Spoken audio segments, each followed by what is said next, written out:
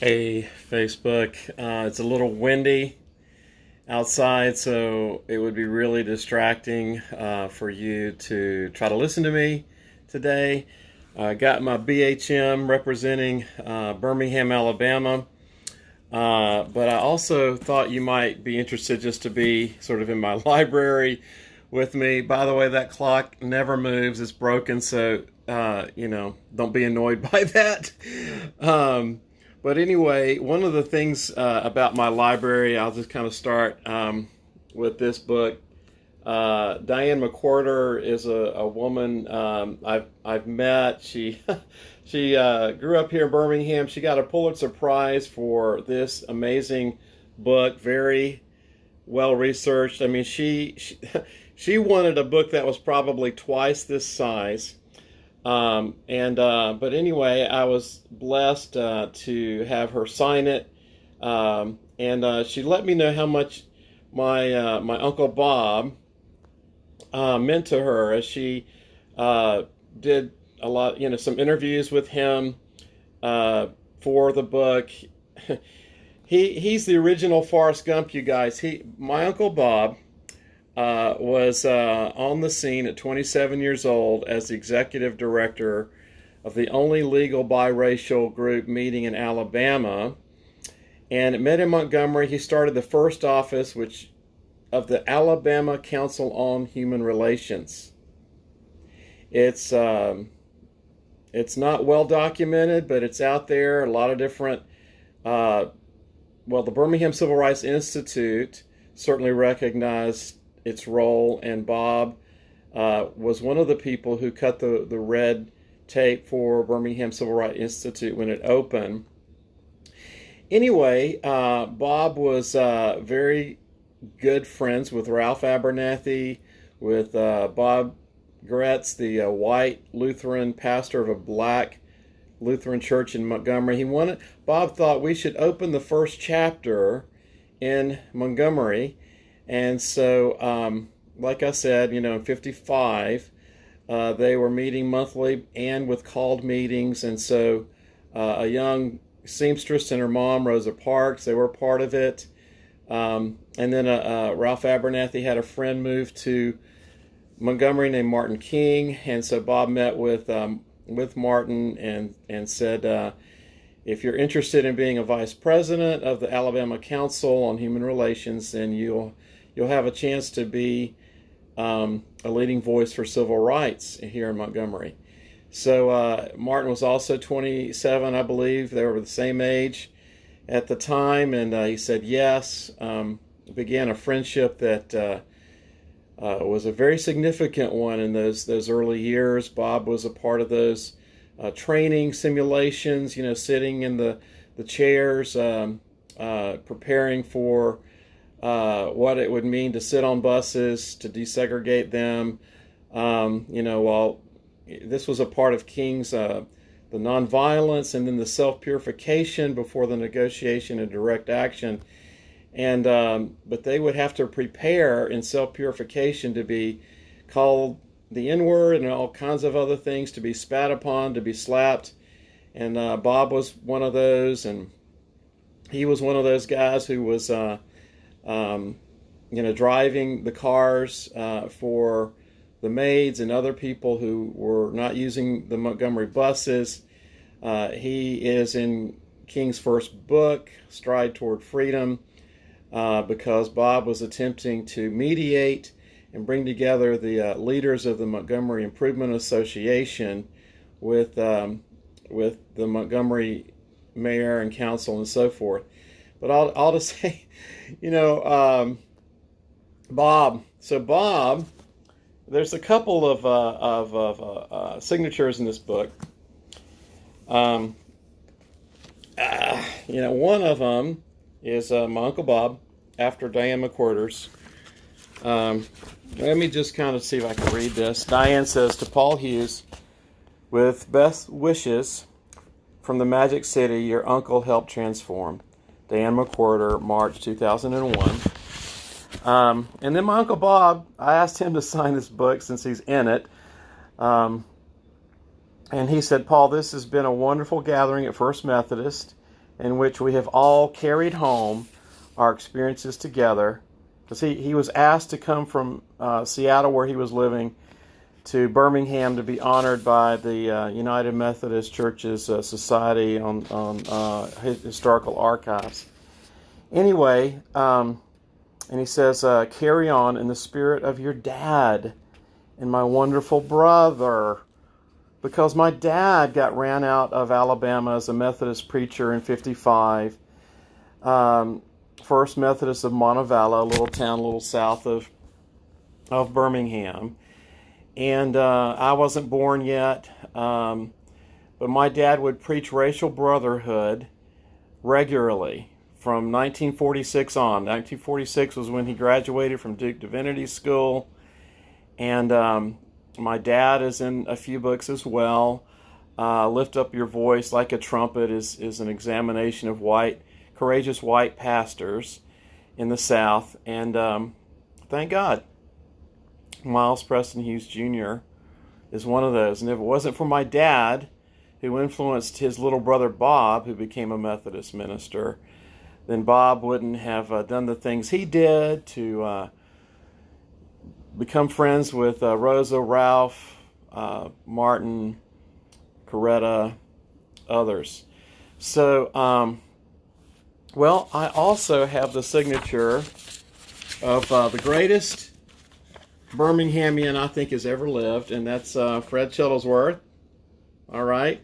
I asked Fred if he would, let me see if I can turn this around. Not easy to do. Okay. This is in my office. Welcome, you guys. But one of my favorite pictures is me holding this book.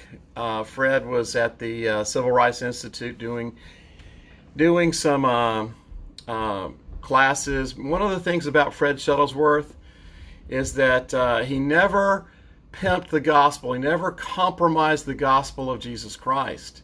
Though he was a cussing preacher, he was the guy whose courage was legendary. If it wasn't for Fred Shuttlesworth, Dr. King would have never come to Birmingham. And Fred Shuttlesworth, by the way, his book, A Fire You Can't Put Out, his biography rather, is amazing. And if you read it, you'll see that as a graduate of Selma College, now University, and that his first sermon was about the coming of the Lord Jesus Christ, the return of Christ, to set all accounts straight. He had an eschatology, a strong sense of the kingdom now and the kingdom coming. And so even that day when I got this book signed, he preached the gospel. If you were at the Civil Rights Institute that day, you heard enough of the gospel of Jesus and God's reconciling work through the cross to reconcile all men to himself through Christ that you could have become a Christian that day, for sure.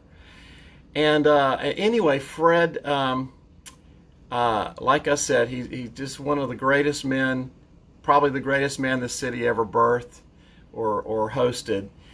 And his pastor, Thomas Wilder, of the New Bethel, or the Bethel Baptist Church in Collegeville, North Birmingham, is one of my good, I'd say close friends. You know, Thomas can speak for himself, but I'll just say, and then right next to that picture, and I haven't rearranged anything, this is me and my daddy.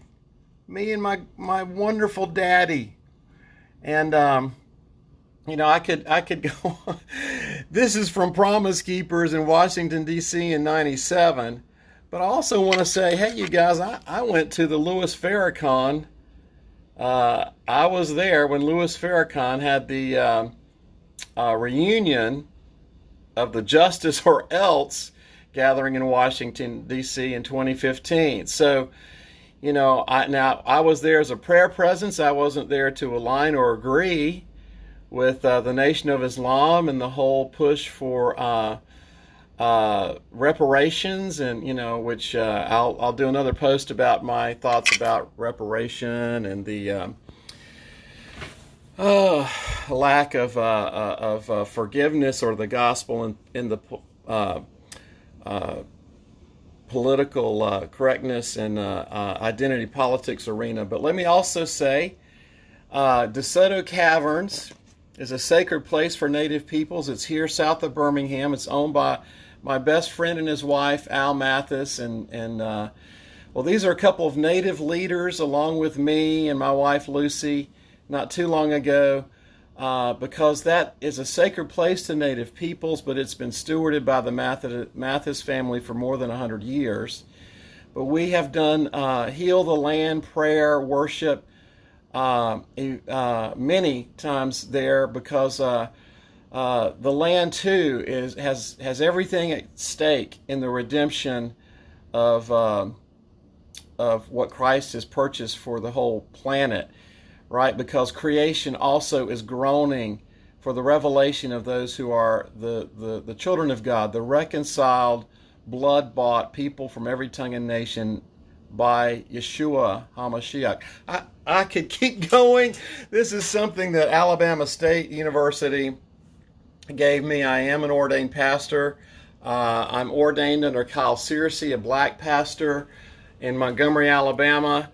By the way, the pastor that when we were at Sardis Missionary Baptist Church here in Birmingham for 8 years, from 98 to 2006, my pastor, Sam Pettigrew, his pastor was Ralph Abernathy. So all of these kind of, for me, I get most of my history and understanding not from books, but from relationships and the intergenerational story.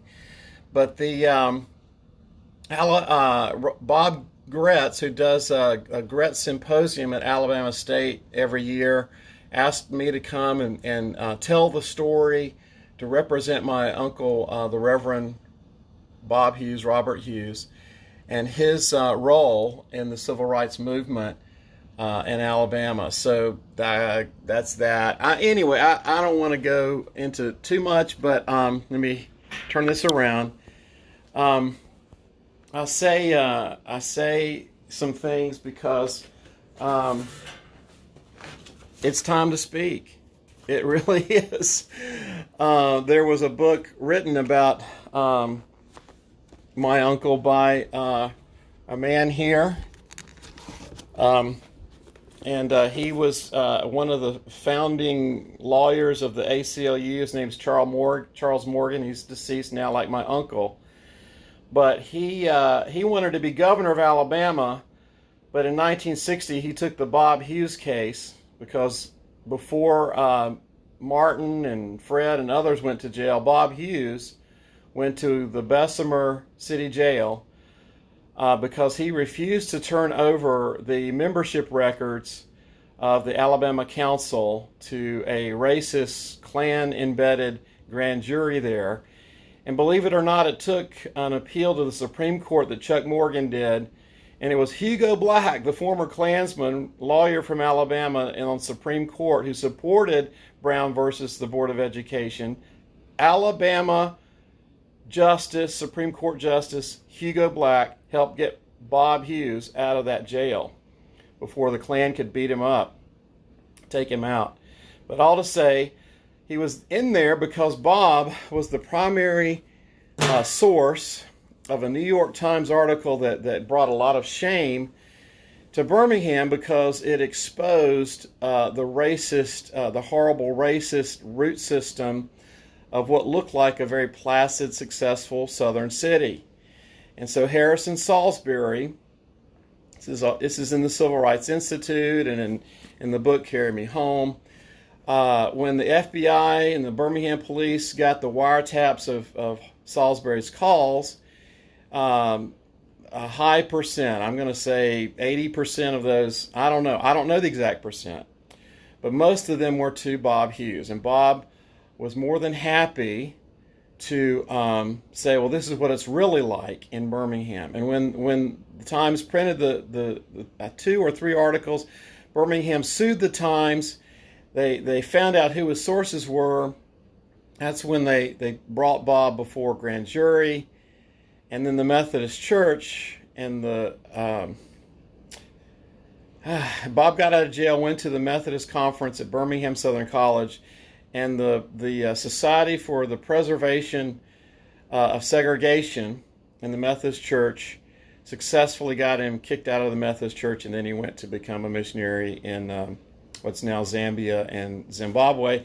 So there is at the University of Alabama Press has not quite yet published this, but a Western Washington University history professor did. This is a draft of the book about the civil rights activist from Montgomery to Zambia, the career of Reverend Robert E. Hughes. So my uncle and his wife Dottie never had a son. 4 wonderful girls, my cousins, and the oldest told me one day at a reunion, Paul, you were the son that my dad never had. I really am carrying that Forrest Gump sort of anointing because Bob was kind of on the scene without making one. Like Forrest would be in the White House or in the schoolhouse door at Alabama, where Bob Hughes went, University of Alabama. And, you might see George Wallace or John Kennedy in the movie, but guess who's kind of there waving or just on the scene, and it's Forrest. Well, that was Bob Hughes. And honestly, that's Paul Hughes. It's kind of mysterious how God has me in relationships and in hinge points where it feels like history is turning points, and trying to carry that legacy.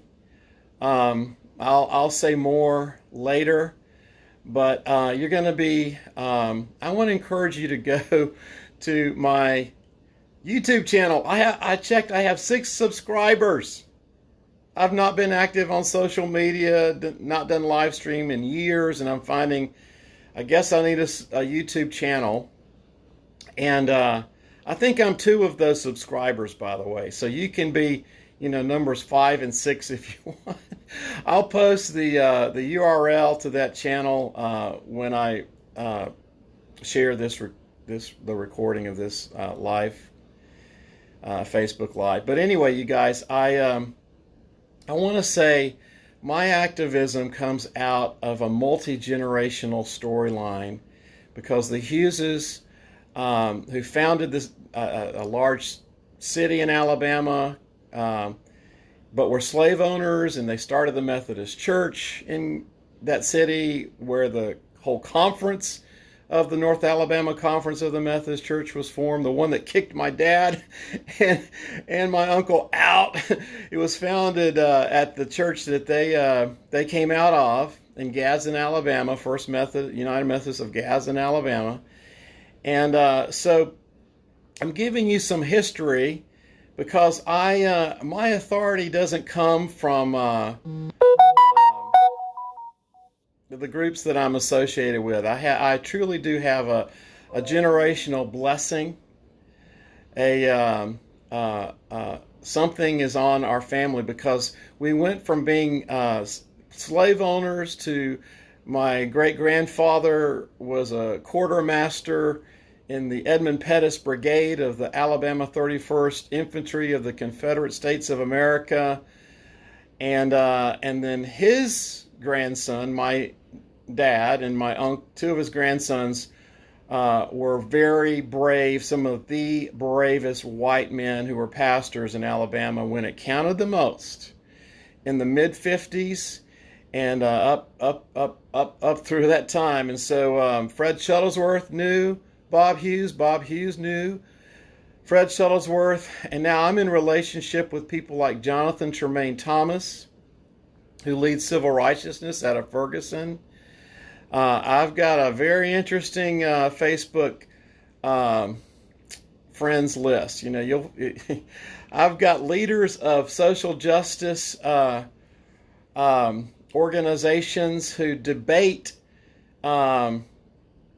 It's so y'all. If some of you are watching this post, I love you.